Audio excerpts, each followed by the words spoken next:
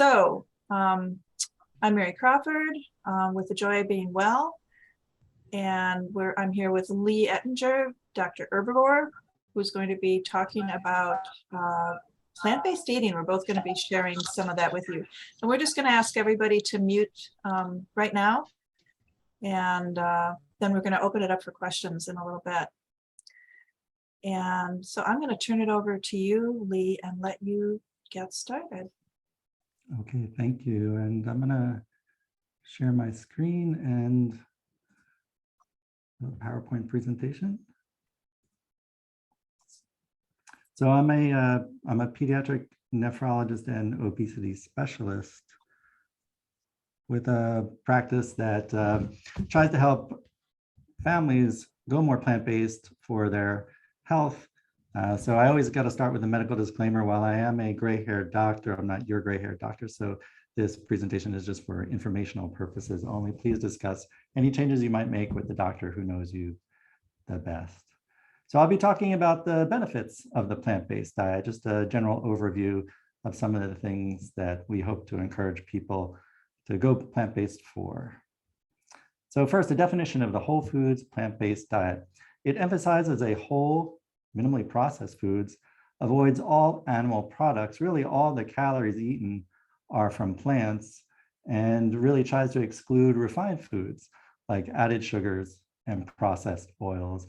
And this is different from the vegan, which is someone who seeks to exclude all uses of animals by humans, including for food, clothing, entertainment, animal testing. So for example, I might say that my belt is vegan because it has no leather, but I wouldn't necessarily say my belt is plant-based.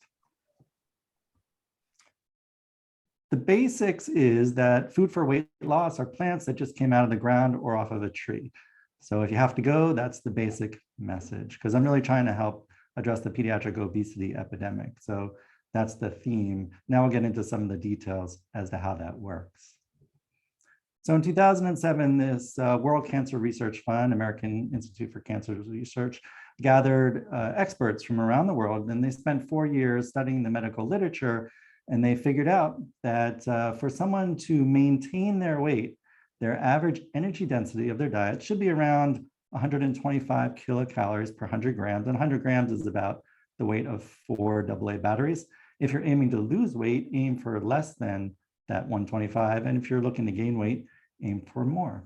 And that equals 568 calories per pound of food. So when I go and look at a label, I'm always trying to aim for that 125 or less. So bananas, 100 grams of bananas has only 89 calories. So I consider eating bananas, which is a whole plant, a weight loss food.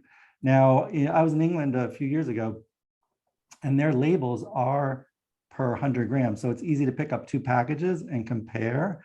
Whereas in this country, you might see any random kind of number for a serving size. So this was multigrain Cheerios, and you can see that for 100 grams of multigrain Cheerios, it's 378 calories per 100 grams.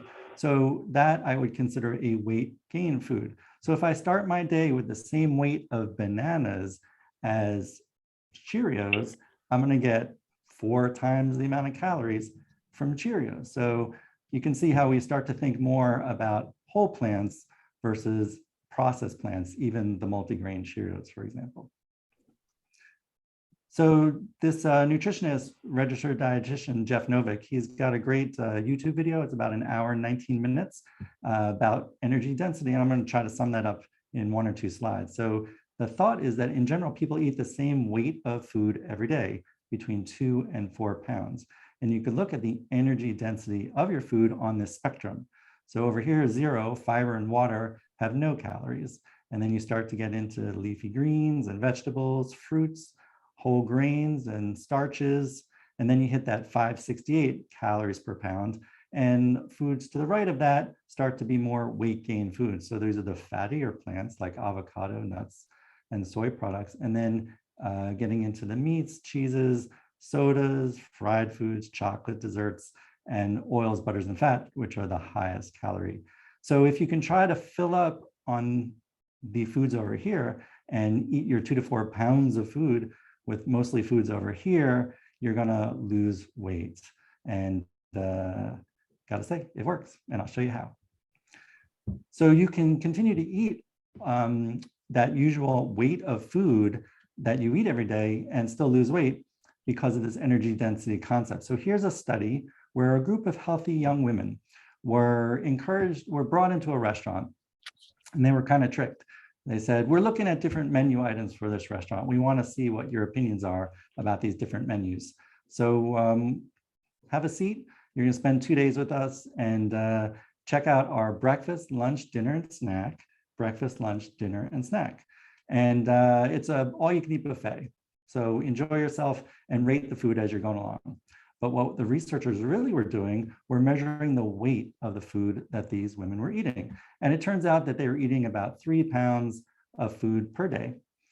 But the researchers, what they did was they switched out the buffet. On one day, it might be a low calorie density buffet, or a medium calorie per pound density buffet, or a high calorie density pound buffet. So even though the women were eating about the same weight of food day after day, they were getting vastly different amount of calories, because after 2 days, it turns out that the difference between those eating the highest versus the lowest calorie density buffet was about 425 calories per day. So you can imagine, over days, weeks, months, or years of continually eating this lower calorie density buffet, you'd lose weight, versus the higher calorie density buffet, you'd gain weight. So when someone comes and sees me, I don't restrict their portion sizes. What I try to do is I swap out the buffet. So I crowd out their diet with these plants that are lower calorie density. And so they can continue to feel full and eat the same weight of food every day.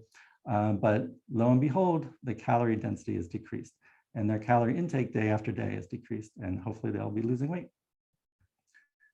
This concept was put to the test in a study called the BROAD study, which took place in New Zealand with adults who are overweight. The control group was told, just eat less and exercise more, the usual care. The interventional group was instructed on how to eat whole grains, legumes, starches, bread, pasta, potatoes, and vegetables, and fruit ad lib, just like the women who were given the buffet in the previous study. Eat as much as you want. Have you ever heard of a diet like this? Avoid animal products and oils, because those are all to the right of that 568 number. And avoid those high-fat plant foods, such as the nuts and avocados, and highly processed foods. So there was a group of 32 in the control, men and women, and 33 in the intervention group, and they were followed for 6 months. Both groups lost weight. The intervention group lost 23 pounds more than the control group. And this is about a pound per week, which is what I advise my families that I'm working with, as they can expect to lose weight when they eat all these plants and starches. So I hope you understand now that the plant-based diet is good for weight loss. I don't have time to go into it, but there's also decades worth of studies that eating more plants is good for your heart, good for diabetes, good for hypertension, and longevity. And another bonus of the plant-based diet is that it's kinder to the animals on the planet. I'm not going to go into all the ethical considerations, but there are just some shocking numbers about what's going on our planet. 55 billion land animals slaughtered each year to feed the US. I mean, that's 1 billion animals a week. It's just mind-boggling to feed 300 million people in our country. It's just upsetting. Now, the plant-based diet is also good for our planet. I know there's a climate crisis going on that we're all worried about.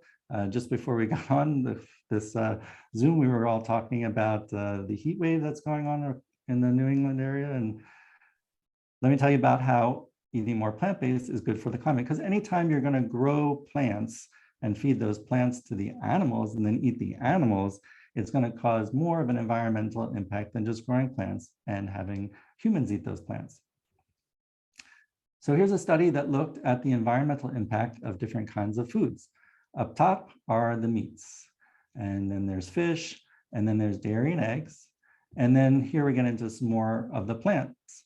As you can see, the greenhouse gases, the emissions required to make just one serving from a cow are tremendously high, many orders of magnitude more than the plant-based foods, and surprisingly also for the fish, probably having to do with their transport kept frozen.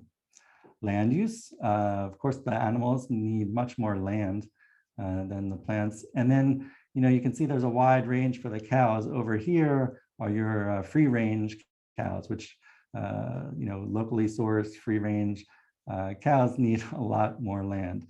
And they are already using quite a bit of land. Energy use, as you can see, it takes a lot more energy to grow and feed and transport and slaughter the animals versus the plants. And what's interesting also is the dairy and the eggs, which are the females, the chickens and the cows, who are kept alive to keep producing the dairy and the eggs. They require a lot of energy. The males who become the food on your plate are slaughtered when they're teenagers. Basically, it just doesn't make financial sense to continue to feed a cow once it's a teenager and reached its basically adult size. So they are slaughtered, but the females who have to be kept alive and repeatedly give their dairy and eggs take a lot of energy to support.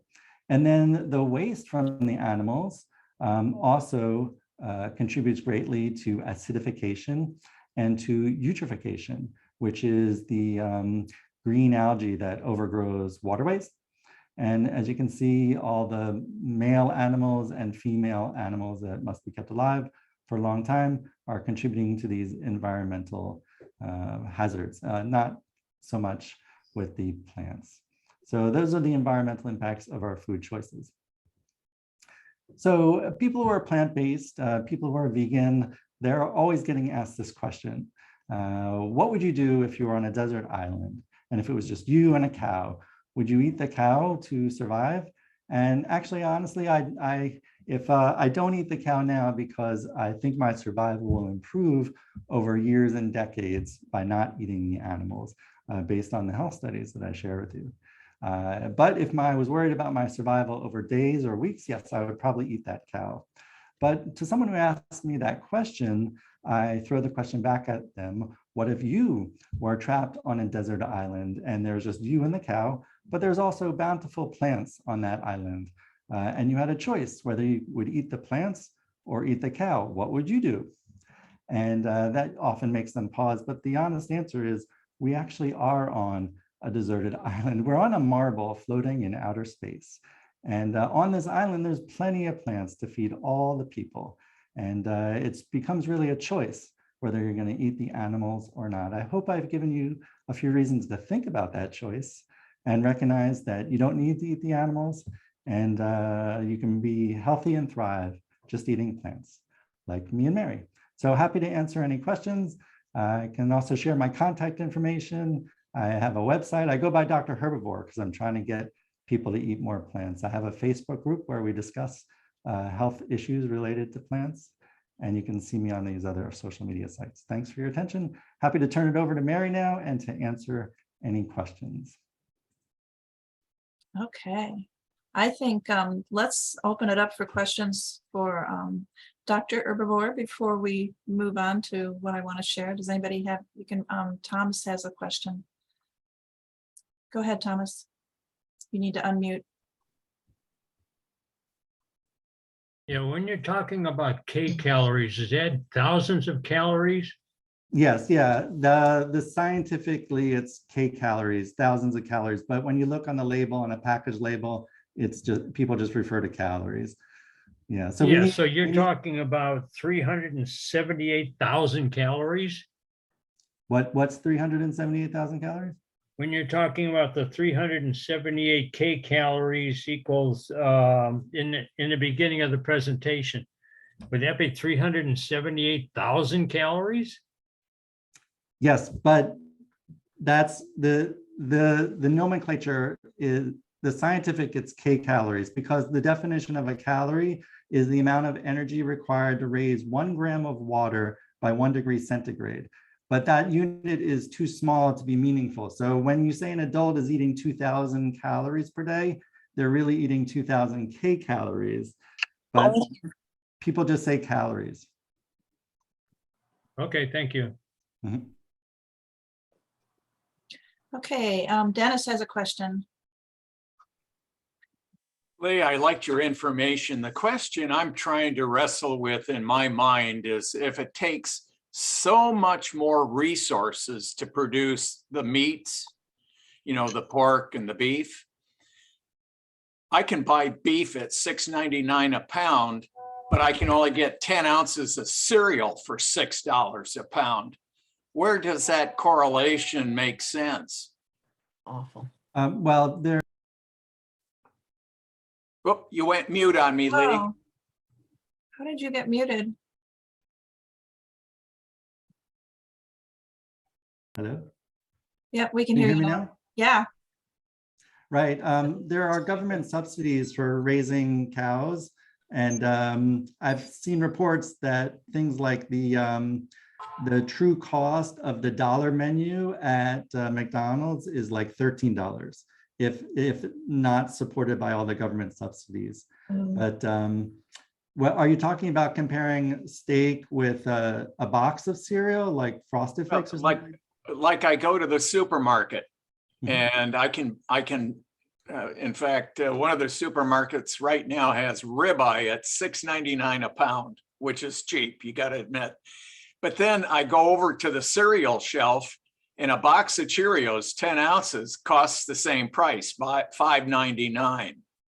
You're shopping the wrong place. Go to Right. Aldi. No, I mean, there's so much to go into the pricing. I mean, Kellogg's has to advertise, Kellogg, there's just so much that goes into the price, but I do know that. So you're saying it's in the marketing aspects of the product that adds to the price.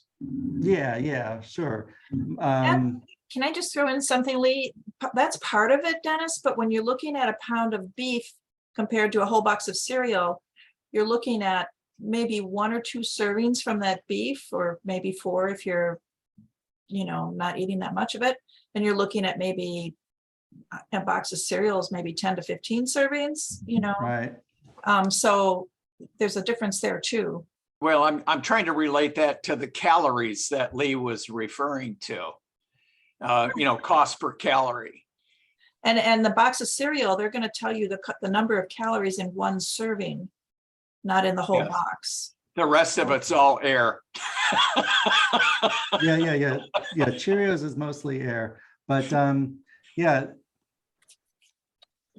Thanks, I Lee. can chime in something real quick on pricing as well. Most supermarkets do their pricing by the demographic of the area that they're in.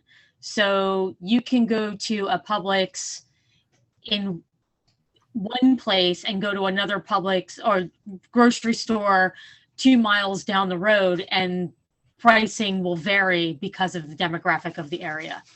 Okay.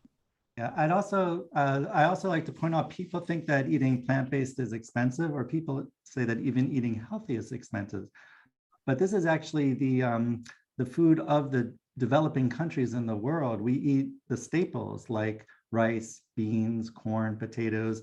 All of those are in that nice range of giving us adequate calories and are very inexpensive. So Yeah. it's Great way to save not money. expensive. Yeah. And Yeah. if you go to the fancy vegan products, they're gonna, like the fancy plant-based hamburgers cost more than the animal-based hamburgers for now. But That'll for change. the most part, people's grocery bills go down when they go plant-based. Rosemary has a question. Yeah, I actually have 2 quick ones. One is your thoughts on resistant starch, like things like Munich, the drink. And my other question is potatoes. I'm avoiding white potatoes because I always thought that they turn to sugar in your body and that's not healthy, although I love potatoes. So I want just your opinion on both of those. Okay, can I address the potatoes first, because potatoes are awesome. Yeah. Check out, there's a guy, Mr. Spud Fit. So Okay. this guy, at the end of 2015, he was 330 pounds. He's an Australian school teacher. And I love sharing his story because it's so phenomenal. So he's 333 pounds, and he was depressed, and he was really despondent and didn't know how. He'd been yo-yo dieting, and he gave himself an ultimatum. He learned about the plant-based diet, but still figured it was too much decision. Should I have this or that plant-based product? So he would try to take away the decision making. So he made the ultimatum that for all of 2016, he would only eat potatoes. Now, potatoes are under that 125 calories per 100 grams. I think they're like 77. So he was eating 7 pounds of potatoes per day. Wow. And I'll spoiler alert, he was documenting his journey on YouTube every few days about what his life was like just eating 7 pounds of potatoes every day. But what's fascinating is that he made it the whole year and he lost 120 pounds eating 7 pounds of potatoes per year. So this just goes to show you the power of calorie density is that the potatoes with their low calorie density were able to help him lose weight. And he did blood tests along the way. So anyway, he's still out there. He's got like a coaching business now where he helps people out of Australia. So check out Mr. Spudfits. That's the plug for potatoes. So yeah, I highly encourage potatoes. They're very filling and very low calorie content. And they have a lot of starch in them too. So that's what you want to fill up with the fiber and the water, and they can be very satisfying.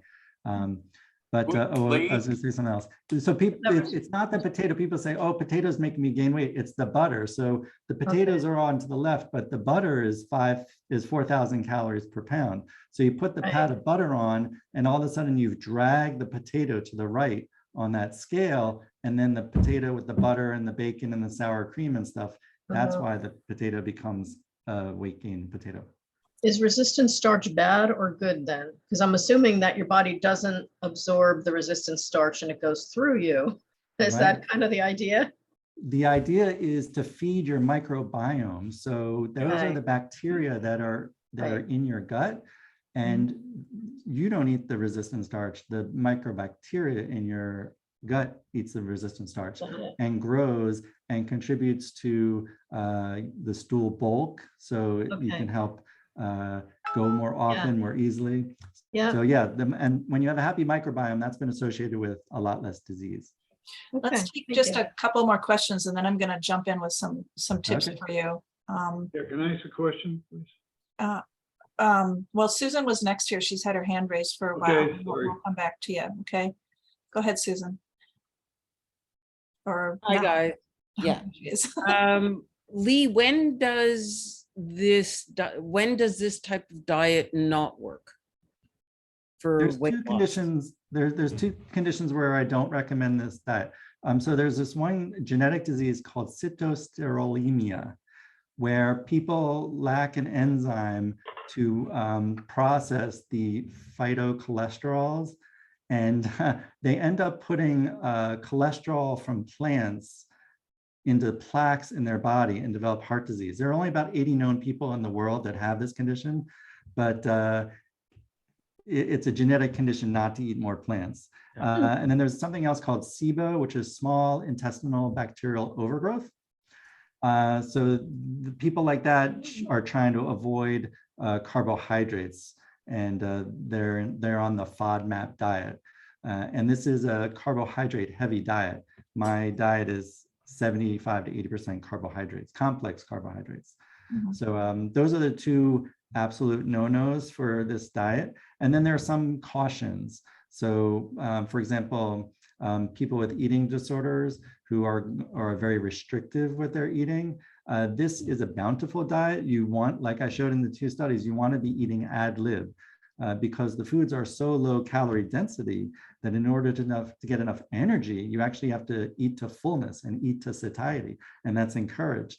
So for someone who's coming in with a very restrictive mentality, that's not going to work out well too. So there are some other people who are gluten intolerant, have to be careful of the gluten containing plants. So yeah, there are some considerations. And we've actually had some really good luck with SIBO as well, eating a plant-based diet. So yeah, you do have to, work with your doctor on that. I'm going to go ahead and share. I'm sorry. Yeah, go ahead. I want to share a few things with you that I've put together. I've actually done I'm just going to have to share my screen for a minute here. Okay, while you're doing that, the question really was, when does it reverse and people gain weight on this type of diet? People gain weight on this diet if they're eating too many of the highly processed vegan foods that are now easily available, the vegan ice creams and burgers and stuff like that. I consider those more transition foods, but it really depends on your goal. If your goal is to help the animals or help the environment, then by all means, those products are going to be easier on the animals and easier on the environment. But if your goal is for weight loss, then yeah, just filling up on the low calorie density foods. It's math. Yeah, well, I actually gained 30 pounds being a vegan, eating no processed food at all. And so that's why I'm asking. So in such situations, I would, are you familiar with the app called Chronometer? No. So this is an app that I use with the families where it's a food diary. You plug in what you're eating and how much you're eating, and you can get a breakdown of your macronutrients and 82 micronutrients. Mhm. And so it really, yes, so it can really show you where calories are hidden. Mostly it's the hidden calories, the hidden oils. And if you're eating a lot of the nuts and seeds and avocados, the higher fat contents, that's what tends to put on the weight too. And the processed soy products, things like that. Yeah, no, I don't eat any soy and an avocado every second week kind of thing. So, okay. So yeah, I mean, going through and putting all that in, and you can see where you're getting maybe unexpected calories or unexpected added sugars or fats. Yeah, is what I would recommend. I love Chronometer, and it's not something you have to use forever, but it's a great way to find out, get a baseline for what are you eating every day and what are you lacking, what are you having too much of. It'll really break it down for you. And you can say, oh, I didn't get enough vitamin E that day, and you can kind of it can guide you as like, oh, you have allergies or you have particular diet preferences. Where can you get your vitamin E, for example? Yeah. Okay, I want to share a few things with you that have been helpful to my clients, and this is just a general grocery list that I go by, and you can see there's a ton of food on here, and this is not everything. This is just a basic guideline of things you want to have in your pantry. There are so many wonderful nut milks out there. My favorite, first of all, I used to tell my clients not to eat soy.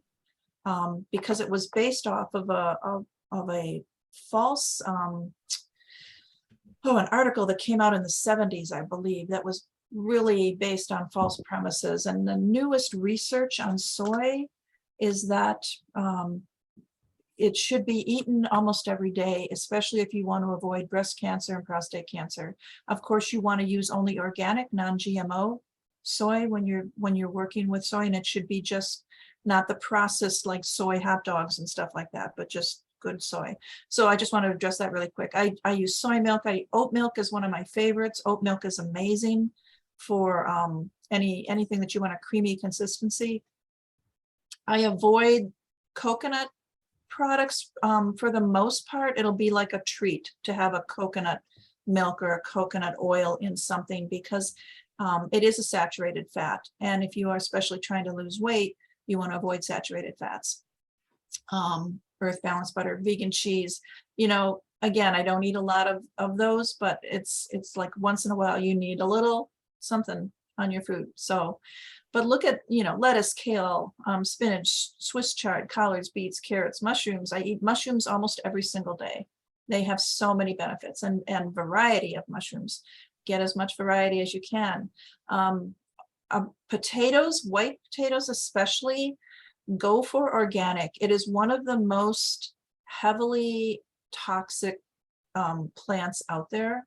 The regular non-organic white potatoes, they use They use fungicides on them. They use all kinds of other things. So just look for organic. Sweet potatoes, not so much. You can usually find good sweet potatoes. I mean, so if you want this, I can send it to you. Also look for different kinds of grains. You want to go with, millet and quinoa and brown rice and black rice and red rice. There's different things that you can use for that. Another thing that I highly recommend are these podcasts, Plant-Based News. One of my favorites is The Exam Room by the Physicians Committee for Responsible Medicine, where they interview doctors and they get you all the latest research on what's going on in, just what's healthy for people, all kinds of different diseases. I don't know if I even put it on here, but there is a couple of guys who are both diabetic and I'm not sure, there's so many on here right now. I'm not seeing that one, but their podcast is fantastic. And it's Mastering Diabetes. Mastering Diabetes, thank you. That's a good one, yeah. Be sure you listen to that one, and you don't have to be diabetic to listen to that if you want to just lose weight. Yeah, Earthing Ed is an interesting guy if you want to find out more about the ethics of eating a plant-based diet. So there's a lot of things there. Let's see, websites. I want to show you some websites that you can go to if you're thinking about starting this, and you're like, how do I bake? How do I cook? I love this little diagram from Forks Over Knives, which is a really great website to check out. How do you substitute eggs? You can use applesauce, flaxseed, prunes, aquafaba, which is actually the liquid from chickpeas, and it whips up like whipped cream. You will not believe it. You have to just try it sometime. Just take the water from the chickpea can and whip it, and you can use it to make fluffy pancakes or waffles or just all kinds of things. Chia seeds. Chia seed pudding is fantastic, but chia seeds can be used to substitute for eggs. Then, okay, so what is aquafaba? All different kinds of vegetables and fruits. I think in Africa, they eat an average of 72 different vegetables on a regular basis. How many of us even have tried 72 different vegetables? There's a lot of them out there that we don't eat.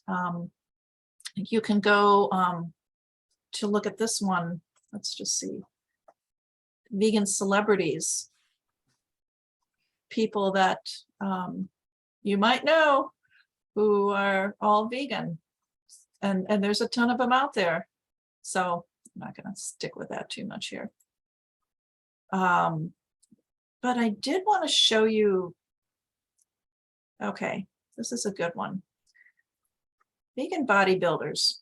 A lot of people will tell me, if I don't eat meat, where am I going to get my protein?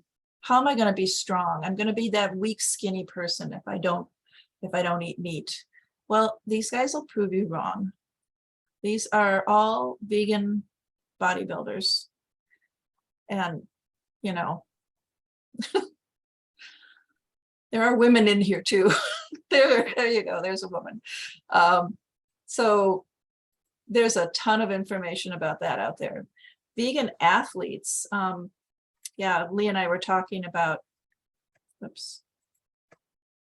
we were talking about the Titans, which is a football team that was on a big losing streak until they started eating vegan, and then they started winning. So there's just a lot of information about how you can be super healthy, not just healthy, not just lose weight, but like super powerful human being by eating vegetables. The biggest animals on the planet are vegetarian. I mean, you don't see an elephant eating meat or a rhinoceros, they're vegetarian. And even if you look back at the dinosaurs, the skinny littler dinosaurs were the ones that ate meat, and the big powerful ones were the ones that ate plants. So anyway, just a thought. And then, okay, these are some of my favorite websites to go to for recipes, because when you get started, you want to know how to cook food and how to make it easy. Oops, it's not coming up. Okay, let me close that one and go to this one. Okay, there's just so many really yummy recipes out there, and some of them are a little more advanced, you know, but some of them are just so easy and fun to do, and it's fun to experiment and try different things. Let me tell you one more here. Home baked. And of course, if you're making it yourself, you're cutting out all of the processed stuff, hopefully, that you're going to get if you buy it prepackaged. You can decide, you know, if you're gluten-free, like I am mostly gluten-free. I'm not celiac, but I really do avoid gluten. And I can make, you know, all of these things gluten-free and vegan. And, you know, all this stuff is made without using any animal products.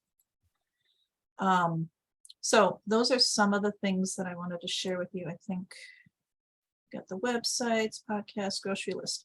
So yeah, I just wanted to share that with you. And if anybody has any questions now, we have some time left, and let's get back to questions. I think Jim had some questions. Yeah, Jim.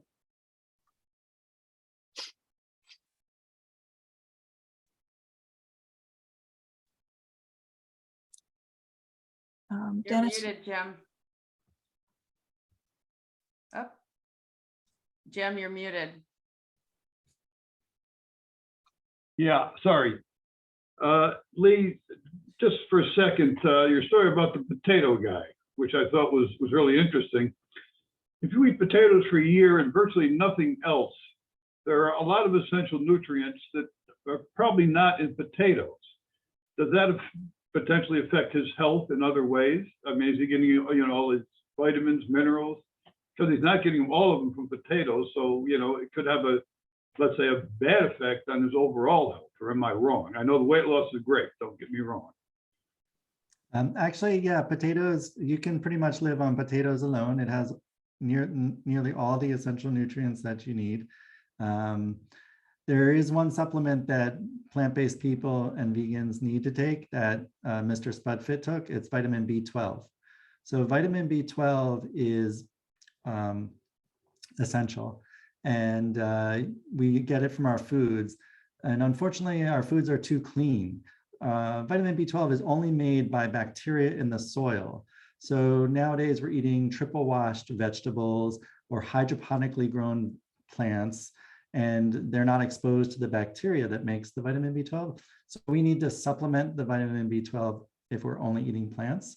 However, if you're eating animals, animals are fed dirty food and they live in the dirt. And they're also supplemented themselves with vitamin B12. So if you're eating animal products, you're getting adequate B12. So he took a vitamin B12 supplement. I take a vitamin B12 supplement. Actually, yeah, your thumbs up. It's an inexpensive supplement. Actually, anyone over age 50 should be on vitamin B12 supplement for decreased absorption. Anyone who's had bariatric surgery needs to take vitamin B12. Anyone who's on metformin needs to take B12. Anyone who's on antacids for a long period of time needs to take B12. So there's a lot of people out there, actually mostly the meat eaters, who develop vitamin B12 deficiency. And this is not an exclusive vegan or plant-based problem. But, and it's not, if you're going to eat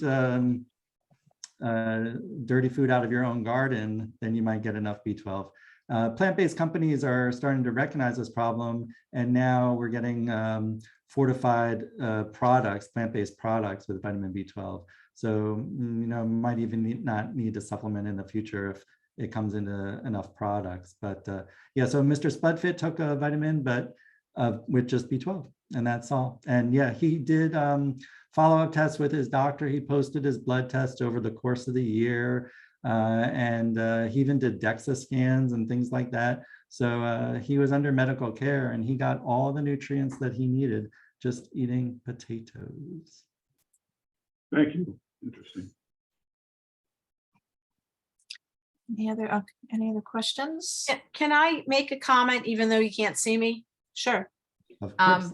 Hi, my name is Eve Jacobs, and Lee, I really liked the little bit I heard. Unfortunately, I have a sick family member, so I came on board late. So I'd like to request getting a transcript of what, or be able to, way to hear what you had to say. But I just wanted to share with you guys that I've been a women's health nurse practitioner for 33 years, so I constantly have midlife women, particularly, that get the midlife bulge, you know, and I always review diet issues and healthy eating and trying to stay away from visceral fats and all kinds of things.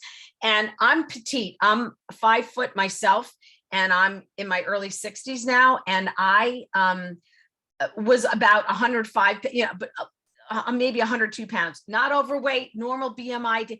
But I just wanted to share that I made a conscious effort about 6 months ago to switch. And I would occasionally eat something, you know, vegan meals. So we eat 4 vegan meals a week. And I will tell you, I went from 102 pounds without any effort to, I've been a steady 95 pounds. I've lost that mid whatever. And, you know, it's so simple, you know, whether we have a portobello mushroom burger one night for dinner, you know, and salad, whether we have, sometimes we do Madras lentil, which is pre-prepared, but it's lentils, really good Indian lentils, you know, in a organic taco shell with all kinds of veggies on top. The third night might be, we might have a whole grain pasta, you know, a pasta or a legume based pasta. And I can't think of the, you know, the fourth thing, but we have 4 things that we rotate. And I'm going to tell you, I've lost 7 pounds. And if you know that when you're petite, you lose one, when you're small, 1 pound looks like 3 pounds either way. And I've lost this middle stuff. My cholesterol has changed. I just wanted to anecdotally share that. And I've been in healthcare for a long time, just that small shift. So any shifts we can make, aside from the bioethical issue of, you know, the resources it takes, which I heard the end piece, to make 1 pound of beef can, you know, feed 10 times that, you know, 40 people. So whatever your reason is, you know, ethically, health wise, I mean, this is a wonderful way to live. And there's a very delicious way, you know, that we can all do this. And I'm trying to share more and more of this. And I have all kinds of cookbooks for my patients. So I just wanted to share that and would love to get a copy of the transcript, sir. That's Okay, awesome. it's being recorded, so you can get a copy of the recording. Congratulations on your weight loss, but I think everyone else here is upset with you. I wasn't trying, but but I'm just telling you that this was just from the shift from changing my diet to vegan. And mostly I was a pescatarian. I'm just sharing that for whatever the heck it's worth. I love Because it. I did nothing. And it's the power of the cake. It's the power of the food. That's all I'm trying to say. And I walk in, you know, it's not about bragging. This is just, and I couldn't get rid of this midlife, whatever. And I just thought, okay, hormonal changes, more estrone, you know, less estradiol, blah, blah, blah. Okay. And I'm telling you, it works. Yes. I have to tell you a quick story. When it was been about 15 years now, my eldest son, who was a big meat eater, he loves to cook. He's very experimental, loves all different kinds of foods. And he decided one day to go vegan. And just something clicked in him. He decided to go vegan. And we don't see him that often. So it had been almost like a month since we had seen him. And he came over one day, and my husband and I looked at him and like, what the heck? He looked 10 years younger in 1 month. We couldn't believe it. And because we didn't see him every day, he probably didn't even notice that big of a difference himself, but we noticed it. It was striking how much younger he looked. And, you know, it's that kind of effect that it can have on you when you take the toxins out of your body. And a lot of those are coming from dairy and meat. If you explore that information a little bit more, you'll find it's pretty scary stuff. So, yeah. Yes, thank you. Any other questions for, Yeah, Fran has had. oh, her Fran, hand go up. ahead. I just have a question for Lee on the potatoes. What would you use to complement them to eat them? Because they're very dry if you eat them alone. Just put them in soups and things? Yeah, I mean, it's personal preference, but I eat them alone. There's a product called nutritional yeast, which vegans love, the nooch people call it. Nooch, yeah. But it's like a powder that is has a lot of vitamin B12 in it, and it makes foods like kind of cheesy, nutty. So you sprinkle the nooch on your potatoes or on your salads or on your beans or something, and or there's recipes of like mac and cheese with the nutritional yeast. So that's how I like to take mine. I'll sprinkle. I'll often just eat potatoes plain. It's a great snack, and it's I find it very filling. Gives me a lot of energy. But if anything, I also I'll put relish on. You know, Yeah. People you- put. What are do you you like? Let me just Cinnamon. put a plug in for a product that I use called Nutrilicious. Have it. And I've used nutritional yeast for years, but Nutrilicious is different than anything you can find in the grocery store. It's, first of all, it's not that bright yellow stuff. It's, and it tastes better and it's good. And I love putting it on popcorn. And you can make a really amazing cheese sauce out of boiled potatoes and carrots and nooch and a little lemon juice and salt and pepper and garlic, and it makes a really good cheese sauce you can put on those baked potatoes, or your broccoli or whatever you want to eat. So there you go. Nutrilicious. What's interesting has great also spices, is that that your taste buds change. So Mhm. we have this compound in our saliva called amylase, which breaks down starches. It's actually the difference between us and the monkeys. The monkeys don't have amylase, so that's why they're eating fruits. They can't break down starches, whereas we have amylase, so we can eat fruits and starches. And what's interesting is that our amylase production is really suppressed by all the sweet processed foods that we're eating. And then when you take that stuff away, yeah, initially the potatoes will taste bland, but then you start to upregulate your amylase production and start to more quickly in your mouth break down the starches. So the potatoes actually start to taste sweeter and sweeter the more you eat them, because you're really starting to break them down more in your mouth than in your stomach by this upregulated amylase production. Would you be talking about them raw or cooked? Oh, cooked, yeah, cooked them. Okay. What about eating them raw? What about, I know people do that. I haven't done that. I prefer them cooked, but I do know people that do that. Yes. Does it matter? I've eaten sweet potatoes raw and they're Mm. quite good. So just slice them with a little hummus. It's a good way to eat a sweet potato. Like chips. Any other questions? Yeah.